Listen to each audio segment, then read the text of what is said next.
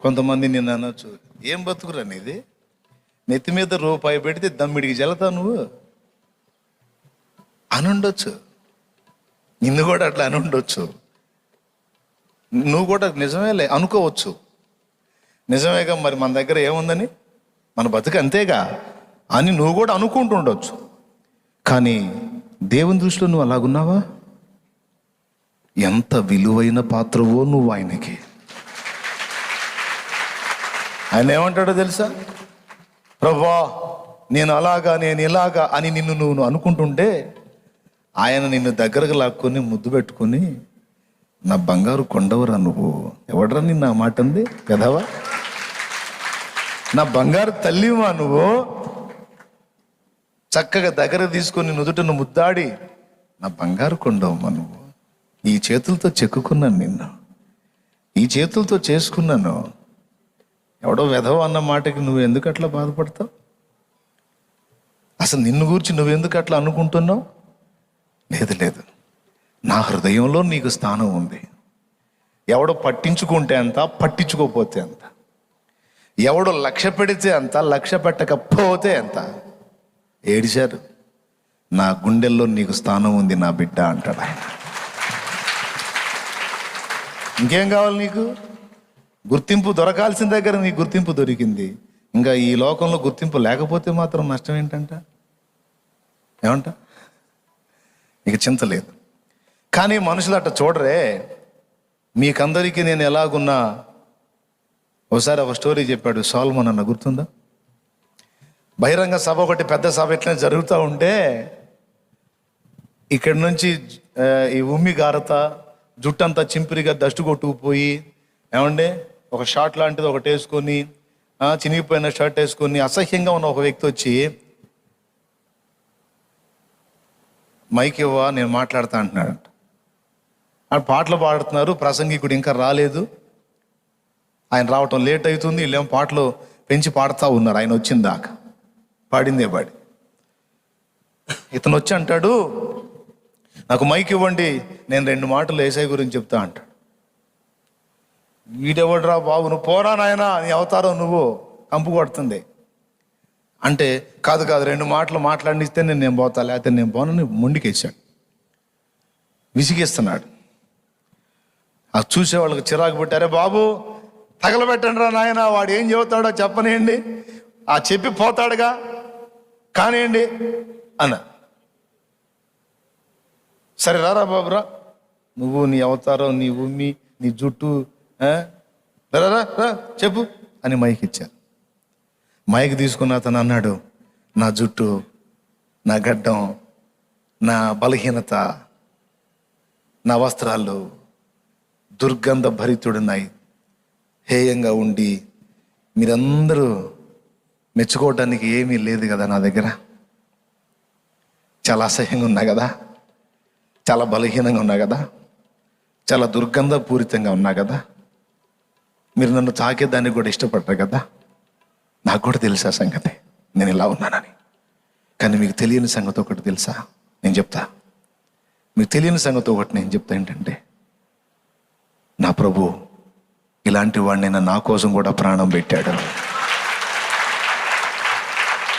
నా కోసం కూడా. మీరెవ్వరు నన్ను ఇష్టపడరో, మీరెవ్వరు నన్ను ప్రేమించరో, మీరెవ్వరు నన్ను తాకరో, మీరెవ్వరు గొప్పగా చెప్పడానికి నా దగ్గర ఏమీ లేదు. కానీ యేసయ్య నా కోసం కూడా ప్రాణం పెట్టాడు. మీరెవ్వరూ ప్రేమించకపోయినా నా యేసు నన్ను ప్రేమిస్తున్నాడు. ఈ మాటతో కూర్చున్న వాళ్ళ గుండె పగిలిపోయింది. ఇంకా ప్రసంగికుడు లేదు, ఇంకో గీకుడు లేదు, ఆయనే మాట్లాడాలని మొదలు పెట్టారు. చెప్పాడు వాక్యం, ఫస్ట్ మాటకి గుండె పగలగొట్టాడు కదా, ఇంకేముంది. అంటే మనుషుల దృష్టి ఎలా ఉంటుందో, మనిషికి తన దృష్టికి తాను ఏమనుకుంటాడో అనే విషయాలు చెప్తూ ఈ పాయింట్ అందించాను. తనకే దృష్టి ఉంది, ఆ ఎదటోళ్ళు ఏమనుకుంటున్నారో, తన గురించి తానేమనుకుంటున్నాడో కాదు, తన విషయంలో ప్రభు ఎలాంటి ఆలోచన కలిగి ఉన్నాడో గుర్తుపట్టాడు. వాడు ధన్యుడో, కృంగిపోడో, నిరాశపడడో, నిరుత్సాహపడడో, ఆయన ప్రేమను బట్టి కుమిలి కుమిలి ఏడుస్తాడు. ఎంత ప్రేమ! నేను ఎవ్వరికీ నచ్చను కదయ్యా, నేను ఎవ్వరికీ ఇష్టం లేదు కదయ్యా, నీకెట్లా నచ్చాను? నీకెట్లా నచ్చాను? నీకెలా ఇష్టమయ్యాను? అప్పుడు యేసయ్య అంటాడు, నేను నిన్ను చేసుకున్నాను రా, నిన్ను సృష్టించుకున్నాను, నిన్ను గురించి ఆలోచించి కావాలనుకుని నిన్ను నా చేతులతోనే నిర్మించుకున్నాను రా. వాడెవ్వడికి పట్టకపోయినా నువ్వు నాకెంతో విలువైన పాత్రవిరా అంటాడు ఆయన. అందుకే నీ కోసం నా కోసం కూడా వచ్చి ఆయన అరికాలు మొదలు నడినెత్తి వరకు నిలువెల్ల గాయపరచబడి ఆయన నెత్తురంతా ధారపోశాడు.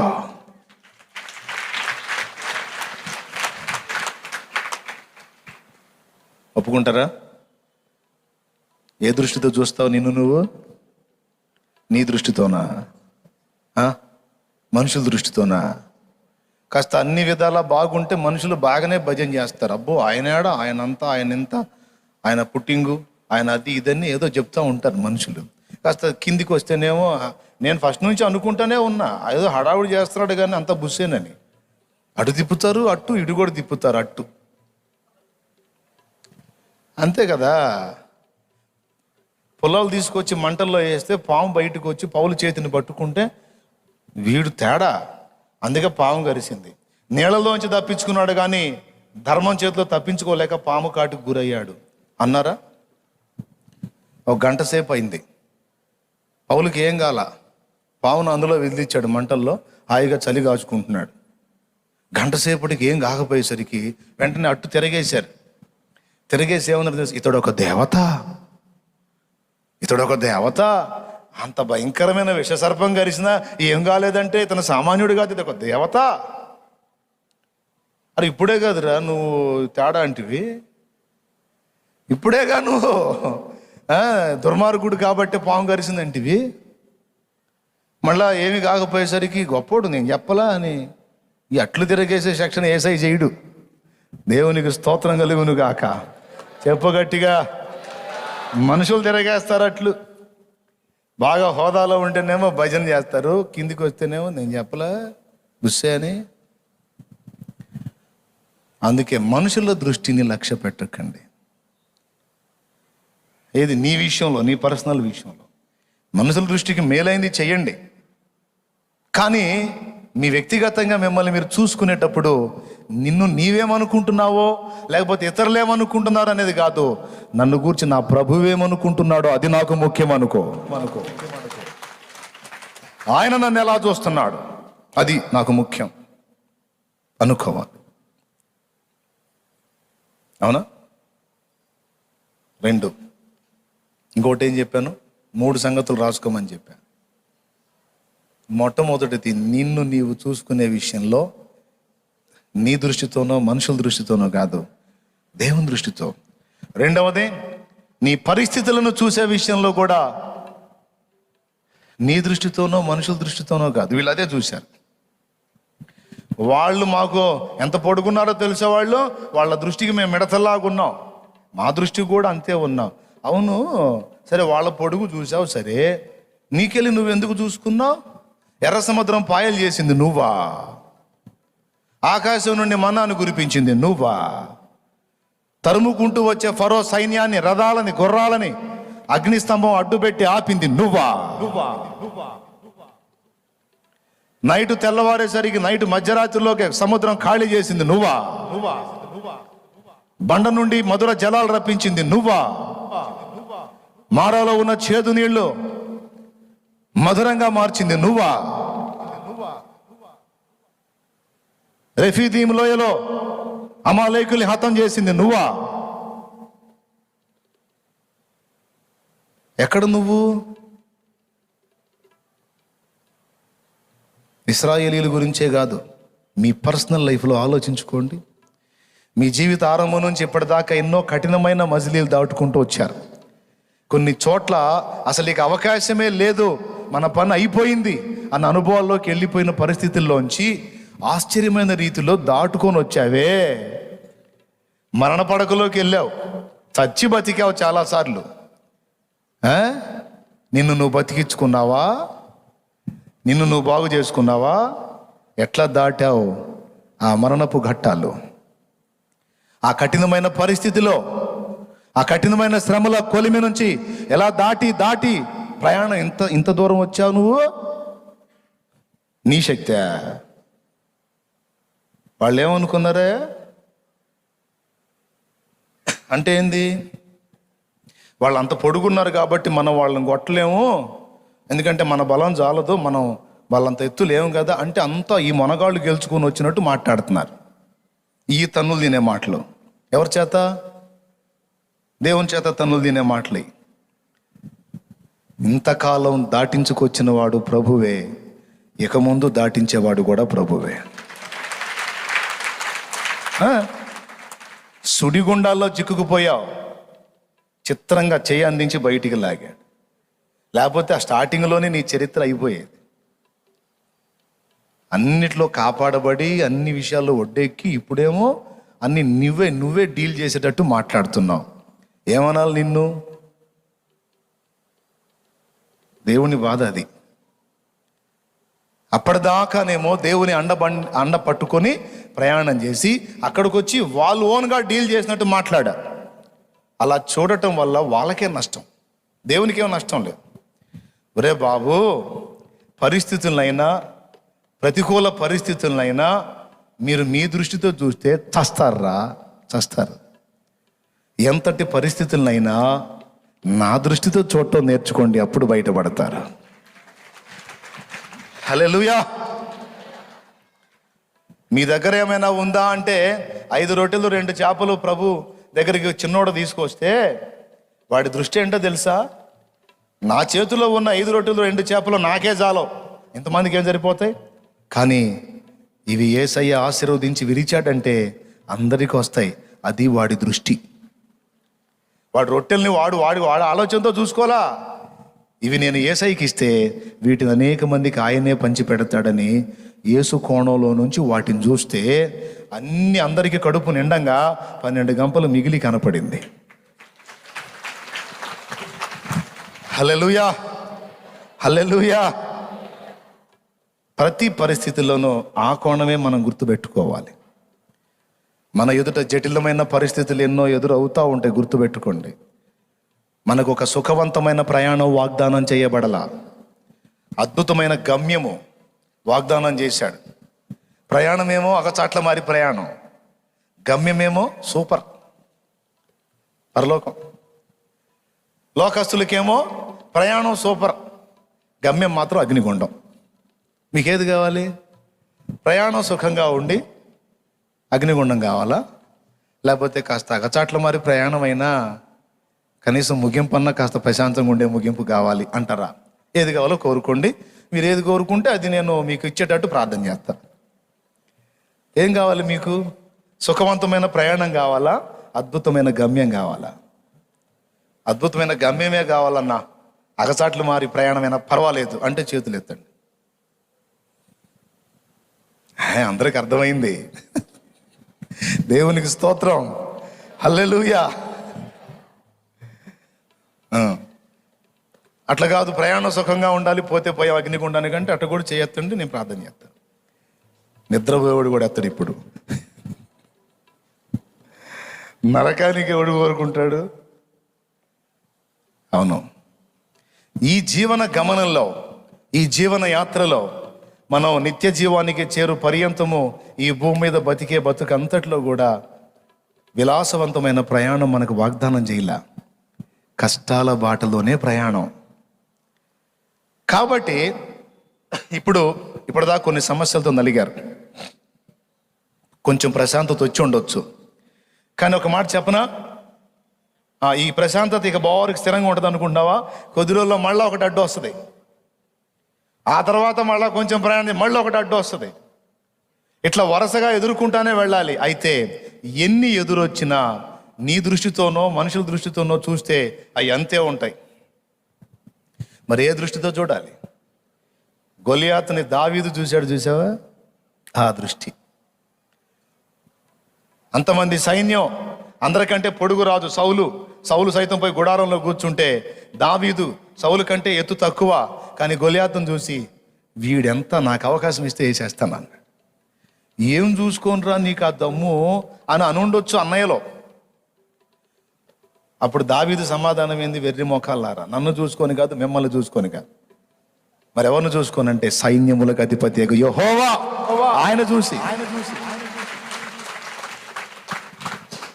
ఏం చూసుకోనరా నీ దమ్ము, మేము లేకపోతే నీ గతి ఏమైతే తెలుసా? పిల్లలకి పెళ్ళి ఎట్ట చేస్తావో చూస్తాం. ఆ మతం వాళ్ళు వచ్చి చేస్తారంట్రా. కులం రా, కులం కావాలి, బంధువర్గం కావాలి. నీకేం అర్థం కావట్లా అమ్మాయి, పెద్ద ఎగురుకుంటా పోతున్నావు. పిల్లలకి పెళ్ళిళ్ళు ఎట్ట చేస్తా? నీ గతి భయంకరంగా ఉంటుంది, మేము అడుగు కూడా పెట్టాం. అప్పుడు బెండ్ అయ్యే వాళ్ళు ఏమంటారండి? లేదు అలా అనకండి బావగారు, అలా అనకండి మరిది గారు, మేము వెళ్ళట్లా, ఇప్పుడు మానేశాం. వద్దు మనకెందుకు, ఇప్పుడు యేసుప్రభుని వద్దంటలా నేను, ఆయన కూడా దేవుడే, మనసులో పెట్టుకో. మాంసం తింటున్నావు, ఎముకలు మెడలో వేసుకోం కదా, వేసుకుంటావా? కాబట్టి ఏదన్నా ఉంటే మనసులో అయ్యా ప్రభు స్వామి అనుకో, ఇంట్లో కూర్చోని, అంతేగాని ఏదో అట్లా వెళ్తే అట్లా పిల్లలకి పెళ్ళిళ్ళు కావద్దు అంటే ఇక బెండు బ్యాచ్ మొత్తం బెండ్ అయిపోతారన్నమాట. మళ్ళీ మనం కనపడడానికి ఏంటమ్మా కనపడలేదంటే వస్తాంలే అన్నయ్య, కుదరట్లేదు అన్నయ్య, ఏదో నాకు వేసే మాటలు చెప్తారు, వాళ్ళ దైవ సేవకులకి చెప్తారు. ఏం చెప్పాలా వాళ్ళకి? మేము రాం, ఎవరో రారు, మీ పిల్లలకి పెళ్ళిళ్ళు ఎట్లా అవుతాయో చూస్తా అంటే నువ్వు చూసేది ఏందిరా? వద్దులేగా, దేవునికి స్తోత్రం, హల్లెలూయా. కోన్ కిస్కా అంటారు కదండి, నువ్వు చూసేది ఏందిరా? నా దేవుడు జీవం గల దేవుడు. వదిలేయండి, మొత్తం వదిలేస్తే ఏమైంది? వదిలేయండి. బతకనీడా, చంపుతాడా, సస్తాం అవసరం అయితే.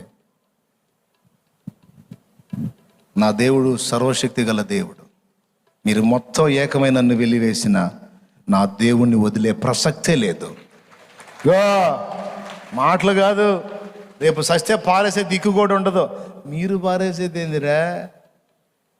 నన్ను పిలిచినవాడు నమ్మదగిన వాడు, నన్ను సృష్టించిన వాడు, తన రక్తంతో నన్ను గడిగిన వాడు, నేను చస్తే నా శవాన్ని పక్కకు తీసేయటానికి చేతగాని వాడు కాదు, పొండ్రా. ఈరోజు కొంతమందికి సత్యం తెలిసి కూడా ఏ కారణం చేత రక్షణలోకి రాలేదో తెలుసా? పిల్లలకి పెళ్ళిళ్ళు కావని కొంతమంది, సస్తే శవాన్ని పాడ మీద కాకుండా పెట్టెలో పెడతారని, సస్తే ఫ్యామిలీలో గొడవలు అవుతాయని, ఇట్లాంటి డౌట్స్ పెట్టుకొని కొంతమంది దేవునికి దగ్గరికి రారు. ఇప్పుడు కరోనా పుణ్యమా అని అందరికీ బాగా న్యాయం జరుగుతుంది. కోట్లకు పడగలెత్తిన కోటీశ్వర్లు శవం ముసుగులో పోయి, అందరికీ ముసుగులే. అర్థమైందా? ఎప్పుడు వేసావునా బొందలగడ్డలో కూడా బెటర్ ఎట్లా. మళ్ళా కోట్లకు పడగలెత్తిన కోటీశ్వరులే. శ్మశానంలో కూడా పెట్టకపోతే నాకు తెలిసిన ఒక ఆయన్ని మధ్యరాత్రి తీసుకెళ్ళి పూడిచిపెట్టి వచ్చారు. వీళ్ళు సస్తే నలుగురు రావాలి, ఏ కార్యానికైనా నలుగురు రావాలి. ఇప్పుడు వచ్చారు నలుగురు. ఏ నలుగురు అయ్యా? వచ్చారు పాపం, కిట్లేసి వచ్చి పట్టుకొని, కాళ్ళు పట్టుకొని గుంటలోకి.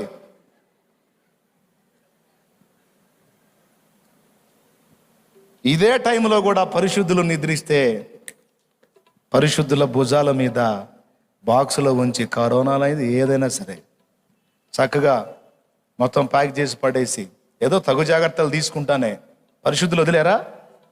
భుజాల మీద మోసుకొని తీసుకెళ్ళి పూడ్చిపెట్టి వచ్చాడు.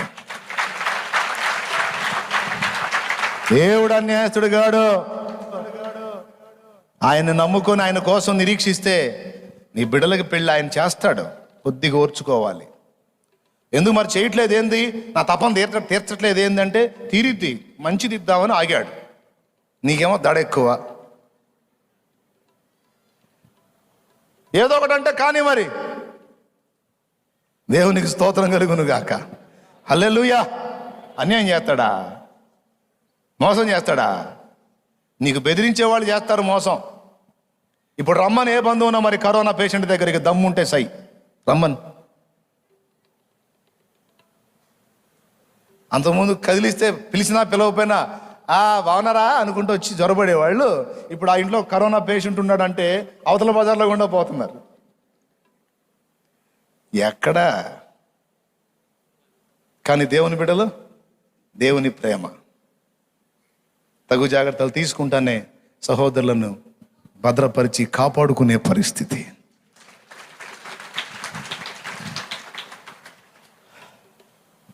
మోసపోవద్దు.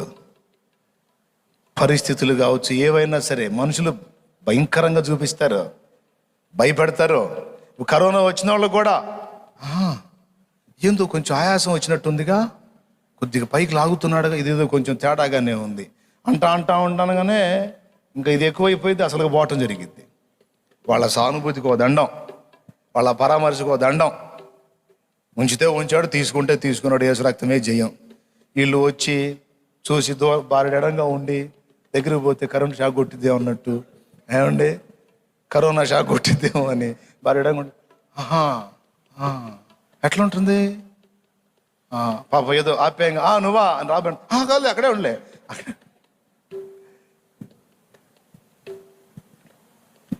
ప్రియులారా, దేవుడు మన పరిస్థితులన్నిటినీ ఆయన కోణంలో నుంచి చూడాలి.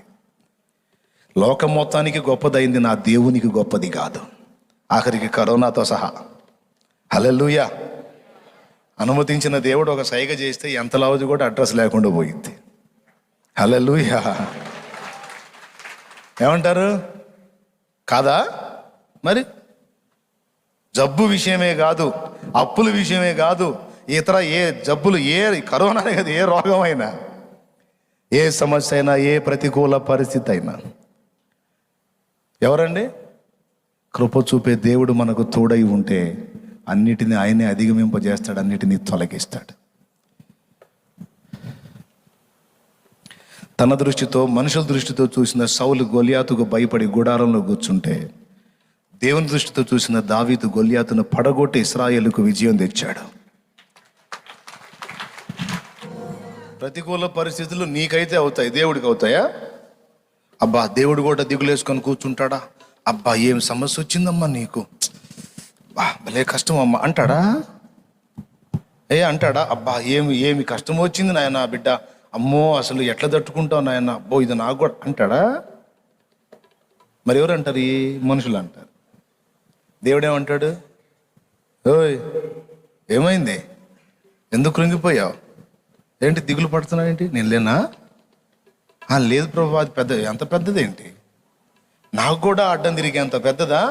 అట్లాంటి సమస్య ఒకటి ఉంటుంది అనుకుంటే అసలు సృష్టి చేయకపోదు నేను, 7 సేవలే అంటాడు ఆయన. ఏది నీకెదురు, ఏది నీకు అడ్డం, ప్రభు నీకు తోడుగా ఉన్నాడు. పరిస్థితుల్ని, సమస్యల్ని ఆయన కోణంలో నుంచి చూడటం మనం ఎప్పుడు మర్చిపోకూడదు. అది ఎంతో క్షేమం మనకి అని చెప్తున్నాను నేను. సో నంబర్ 1, మన విషయంలో మనం చూసుకోవటం, పరిస్థితుల్ని మనం చూడటం. ఎదుటి వ్యక్తుల విషయంలో కూడా మనం ఇదే అనుభవాన్ని కలిగి ఉండాలి. మన కళ్ళ ముందు కొంతమంది మరీ పెద్ద ఎదవల్లా కనపడతారు. ఏందిరా వీడి జన్మ అనుకుంటాం మనం. కానీ దేవుడి కోణంలో నుంచి వాడిని చూస్తే మనకు కనపడేదానికి ఆపోజిట్లో దేవుడికి వాడు కనపడుతుంటాడు. ఇందాక చెప్పాను ఒక అంశం, ఎండిపోయిన ఎముకలు గల లోయలో యెహెజ్కేలు దిగినప్పుడు యెహెజ్కేలుకి ఏం కనపడింది అక్కడ? పెద్దగా చెప్పండి. ఎండిపోయినా, కానీ ప్రభువుకి ఏం కనపడుతుందో తెలుసా? ఒక మహా సైన్యం కనపడుతుంది అక్కడ. యెహెజ్కేలుకేమో ఎండిపోయిన ఎముకలు కనపడితే ప్రభువుకేమో ఒక మహా సైన్యం కనపడుతుంది అక్కడ. సౌలు, దుర్మార్గుడైన సౌలు, సంఘాన్ని హింసిస్తున్న సౌలు, పరిశుద్ధుల్ని చంపుతున్న సౌలు. ఈ సౌలు అనేవాడిని అపోస్తలులు చూసినప్పుడు సౌల్లో వాళ్ళకి ఎవరు కనపడ్డారు? నరహంతకుడు, దుర్మార్గుడు, క్రూరుడు, సజ్జన ద్వేషి సౌల్లో అపోస్తలులకు కనబడ్డాడు. అవునా? అననీయ కూడా అట్లనే కనపడ్డాడు. కానీ దేవునికి, తన సంఘానికి సిద్ధాంతపరమైన పునాదులు వేసే నేర్పరి అయిన శిల్పకారుడు కనపడ్డాడు. తేడా చూడు. ఈరోజు నీ కుటుంబంలోని వ్యక్తులు త్రాగుబోతులుగా, తిరుగుబోతులుగా, కొట్టుబోతులుగా, తిండిబోతులుగా, పండుబోతులుగా, సోమరులుగా, అర్భకులుగా, వ్యర్థులుగా, ద్వేషపరులుగా నీ కనబడుతూ ఉండొచ్చు. నీ దృష్టితో చూసినా, సమాజం దృష్టితో చూసినా వాళ్ళు అంతే కనపడతారు. కానీ ఆ వ్యక్తిని దేవుని దృష్టితో చూడు. ఒకరోజు ఉంది, దేవుడు ఆ వ్యక్తిని దర్శించుకుంటాడు. అతన్ని సృష్టించిన దేవుడే అతన్ని చెక్కి ఒక అద్భుతమైన కళాఖండంగా మారుస్తాడు. ఈరోజు నీ ఇంటనున్నా నీ భర్తో, నీ బిడ్డో ఒక భయంకరమైన త్రాగుబోతుగా, ఒక పనికి మాలిన వాడిగా నీకు కనపడుతున్నాడేమో, అది నీ దృష్టి. సౌలు అపోస్తలులకు అంతే కనపడ్డాడు. కానీ దేవునికి నేర్పరైన శిల్పకారుడు, క్రీస్తును పోలి నడుచుకొనుచున్న ఒక ప్రథమమైన వ్యక్తి కనపడ్డాడు. ఈరోజు నీ కళ్ళ ముందు కనపడుతున్న సన్నివేశాలు ఇవే స్థిరమని భ్రమపడకో. ఈనాటి బలహీనులే నా యేసు చేతిలో రేపటి బలవంతులు. చేస్తాడో. అందుకే ఎవరిని తృణీకరించను నేను. ఎవరిని తొందరపడి ఎవరిని తేలిగ్గా వీడు వేస్ట్ అననో. వీడు వేస్ట్, వాడు వేస్ట్, ఏం వేస్ట్ ఎందుకు అనాలి? వేస్ట్ వాళ్ళని చేసే వేస్ట్ పని చేస్తున్నాడు ఆయన దేవుడు. అర్థం కాలేదా? మళ్ళీ చెప్తా. ఈ వేస్ట్ రకాలను తయారు చేసే వేస్ట్ పనులు చేస్తున్నాడు ఆయన దేవుడు. చేస్తాడా? వేస్ట్ పనులు దేవుడు చేయడు, వేస్ట్ గాళ్ళని అసలు చేయడు. ఎవరిని చేసినా ఆయనకి ఏదో ప్లాన్ ఉంటుంది, ప్రణాళిక ఉంటుంది. కాబట్టి ఈరోజు బలహీనులుగా ఉన్నారని బలహీనులను అసహించుకోను. ఒక నమ్మకం, వాళ్ళని దేవుడు భవిష్యత్తులో బలవంతులుగా చేస్తాడు. వాళ్ళే అవసరమైతే అన్నా మనం ఇలా కాదు ఇలా ఉండాలన్నా అని చెప్పి అంతస్తుకు రావచ్చు. నాకంటే గొప్పగా దేవునికి సమీపస్తులై నాకంటే ఇంకా ఎక్కువగా భక్తి చేయొచ్చు.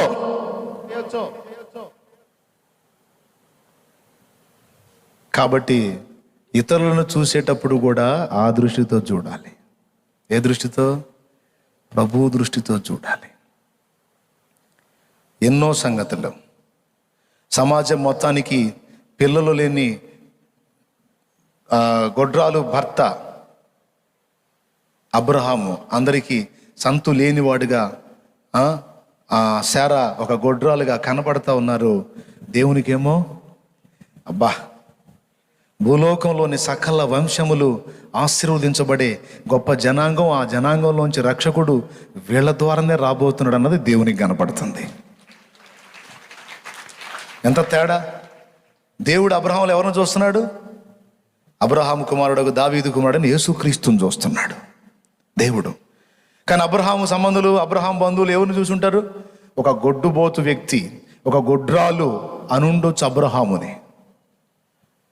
కానీ అబ్రహాములో దేవుడు ఆ షేడ్ చూడట్లా, మనుషులు చూసే షేడ్ వేరే షేడ్ చూస్తున్నాడు.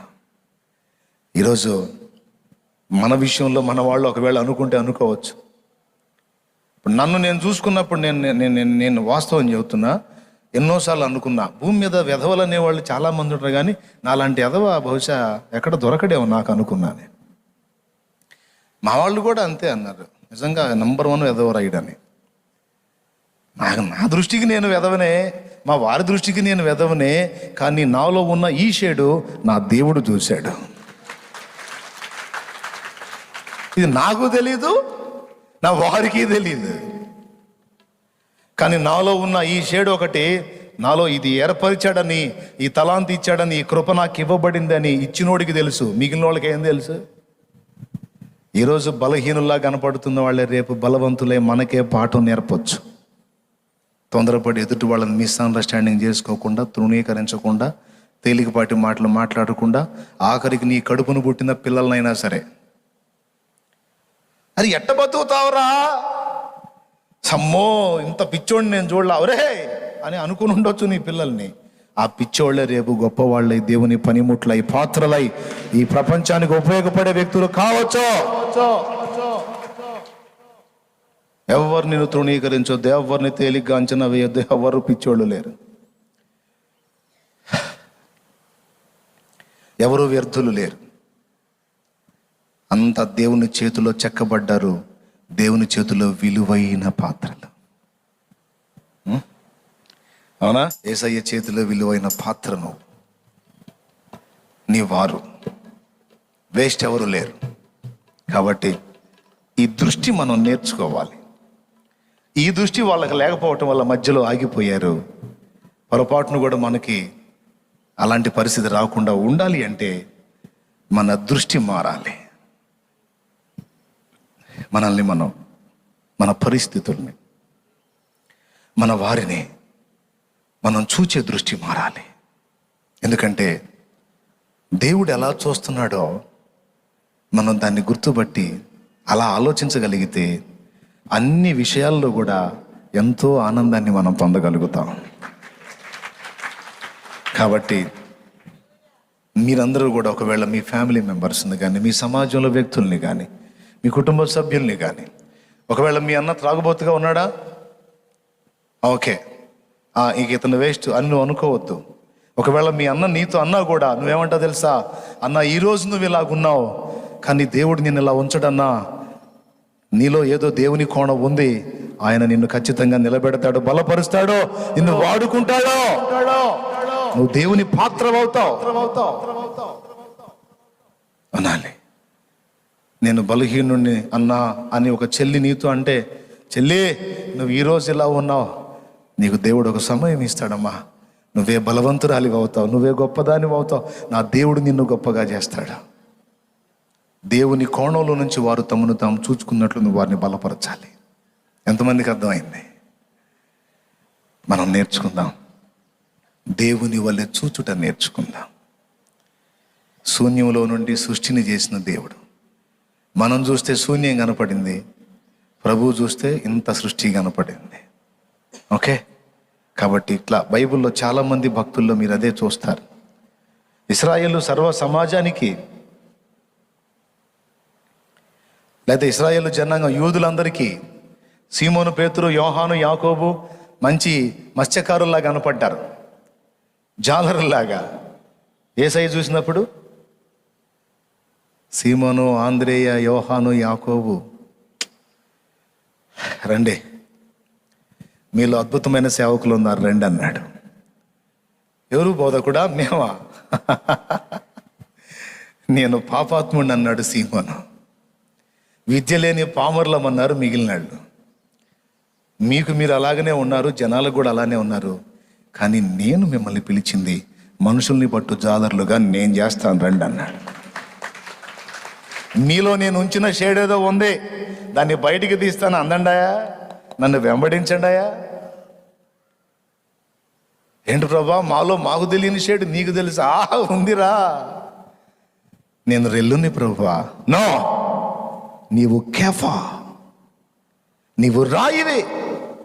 లేదు ప్రభా నేను రెల్లుని. నో, నేను చెప్తున్నాక నువ్వు రాయివి. నువ్వంటే రాయినే ప్రభా, నువ్వంటే రాయి. ఆడపిల్లకు భయపడి అబద్ధం చెప్పిన సీమోను తల క్రిందులుగా నన్ను సిలువ వేయండి అని అప్పగించుకున్నాడంటే రాయి అయ్యాడా లేదా? మరి ఏమనుకుంటున్నారు మిమ్మల్ని గూర్చి మీరు? ఏమనుకుంటున్నారు మీ వారిని గూర్చి మీరు?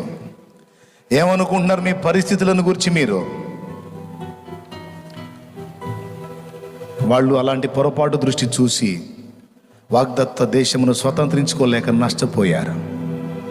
అవిశ్వాసుల్లాగా, అపనమ్మకస్తుల్లాగా, లోకస్తుల్లాగా మీ సొంత దృష్టితో పరిస్థితుల్ని, వ్యక్తుల్ని చూడటం మానేయండి. దేవుని కోణంలో నుంచి అన్నిటినీ చూడండి, మీకు అర్థమైంది శ్రేష్టంగా. విశ్వాసపు నేత్రాలతో చూడండి. లేని వాటిని ఉన్నట్టుగానే పిలిచే దేవుడు మన దేవుడు. విశ్వాస నేత్రాలతో చూడండి ప్రతి పరిస్థితిని. నువ్వు ఏ పని చేసినా దేవుని కోణంలో నుంచి చూడటం నేర్చుకోగలిగితే సక్సెస్. ప్రార్థన చేయి. అవును దేవా, ఇది నేను ఎరుగనైతిని తండ్రి.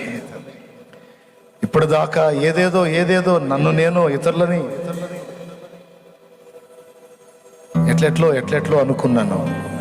ఒక విశ్వాసిగా నీ సన్నిధికి వస్తూనే ఒక అవిశ్వాసిలాగా ఆలోచించుకున్నాను.